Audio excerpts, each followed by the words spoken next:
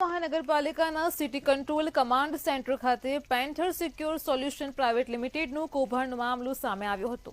મંતવ્ય ન્યૂઝ દ્વારા રજિસ્ટરમાં સહી બીજો વ્યક્તિ કરે અને નોકરી બીજો વ્યક્તિ કરતો હોવાના પુરાવા સાથે અહેવાલ બતાવ્યો હતો। સિટી કંટ્રોલ કમાન્ડ સેન્ટર ખાતે નોકરી ઉપર ચંદ્રકાંત પટેલ હતા અને રજિસ્ટરમાં ભૂપેન્દ્રસિંહ નામ બોલતું હતું। તો મંતવ્ય ન્યૂઝના અહેવાલ પછી કમિશનરના આદેશથી આ પેન્થર સિક્યુરિટીને દંડ કરવામાં આવ્યો છે। આ બાબત ધ્યાનમાં આવતા અમે તુરંત આસિસ્ટન્ટ સિક્યુરિટી ઓફિસરને ત્યાં મોકલ્યા હતા અને ડાયરેક્ટ આઈટી સાહેબને પણ આ બાબતે જણાવ્યું હતું।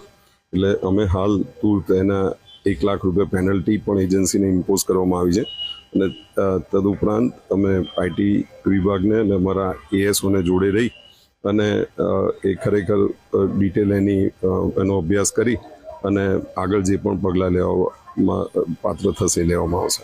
મંતવ્ય ન્યૂઝના અહેવાલની અસર મંતવ્ય ન્યૂઝે ગઈકાલે બતાવ્યું હતું વડોદરા મહાનગરપાલિકામાં ચોકીદાર કૌભાંડ।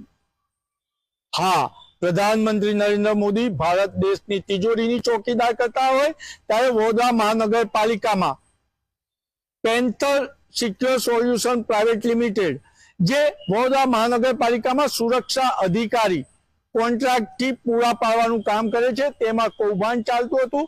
વડોદરા શહેરના સિટી કમાન્ડ સેન્ટર ખાતે ચંદ્રકાંત પટેલ ફરજ પર હતા અને રજિસ્ટરમાં સહી ભૂપેન્દ્રસિંહની હતી।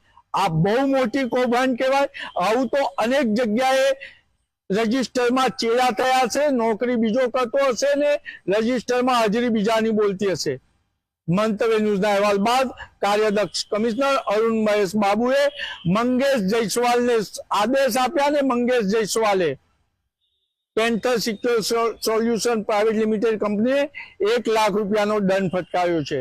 ત્યારે સવાલ એ ઉભો થાય છે કે panther secure solution private limited જે પેન્થર સિક્યુરિટી સ્ટાફ પૂરો પાડે છે તેને જોવાની જવાબદારી સંજય તળપદાની છે અને સંજય તળપદા કાલે મંતવ્ય ન્યૂઝે ટેલિફોનિક સંપર્ક કર્યો તો રજિસ્ટર લઈને ગુમ થઈ ગયા હતા।